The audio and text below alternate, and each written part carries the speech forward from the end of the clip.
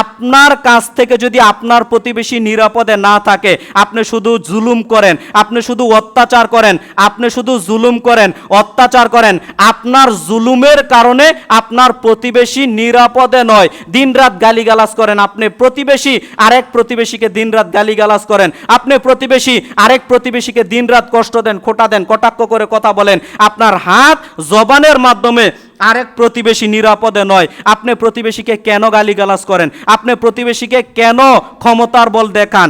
নবী সাল্লাল্লাহু আলাইহি সাল্লাম বলছেন, আল্লাহে লাইক মিনু, আল্লাহে লাইক মিনু, আল্লাহে লাইক মিনু, আল্লাহর কসম করে বলছি ওই ব্যক্তি মুমিন নয়, ওই ব্যক্তি মুমিন নয়, ওই ব্যক্তি মুমিন নয়। আল্লাহ রাসূল কোন ব্যক্তি মুমিন নয়? আরে যেই ব্যক্তির মাধ্যমে প্রতিবেশী কষ্টে থাকে হাত ও জবানের মাধ্যমে, আল্লাহর নবী বলছেন ওই ব্যক্তি মুমিন নয়। পর্দার আড়ালের মা বোনেরা আছেন, আপনাকে আমি বিনীতভাবে অনুরোধ করে গেলাম, আপনার প্রতিবেশীকে আপনি দিনরাত কষ্ট দেন গালি দেওয়ার মাধ্যমে, আপনি সতর্ক সাবধান থাকেন।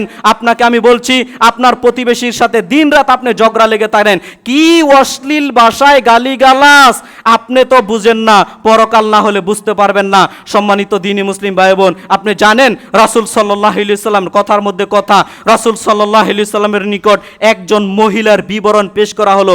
আল্লাহ রাসূল, ওই জায়গাতে একজন মহিলা আছে, ওই মহিলা সলাত তো আদায় করে, তাহাজ্জুদের সলাতও আদায় করে। আল্লাহ রাসূল, ও তো দান করে, মানুষ দেখলে দান করে, ওই ব্যক্তি তাহাজ্জুদের সলাত আদায় করে, ফরজ সিয়াম তো থাকে, নফল সিয়ামও পালন করে। আল্লাহ রাসূল, তবে শোনেন, ওই মহিলার মাধ্যমে মানুষ নিরাপদে থাকতে পারে না, মানুষকে গালিগালাজ করে অশ্লীল ভাষায়। নবী সাল্লাল্লাহু আলাইহি সাল্লাম বলেন, হিয়া ফিন্নার, ওই মহিলা জাহান্নামে যাবে। নেন এবার, আপনার সলাত আপনাকে জান্নাতে নিতে পারছে না, আপনার দান সাদাকা আপনাকে জান্নাতে নিতে পারছে না, আপনার ইবাদত বান্দেগী আপনাকে জান্নাতে নিতে পারছে না। আরেক প্রতিবেশীকে কেন গালিগালাজ করতে হয়? মুখটা চুপ রাখলে হয় না? আপনি আরেক প্রতিবেশী যদি আপনার সাথে খারাপ ব্যবহার করে, আপনি চুপ থাকেন, ভালো উত্তর দেন, দিতে শিখেন না, একটু চুপ থাকেন, একটু দিতে শিখেন, ইনশাল্লাহ দেখবেন দুনিয়াতে প্রতিদান না পেলেও পরকালে কি আল্লাহ প্রতিদান দিবেন না?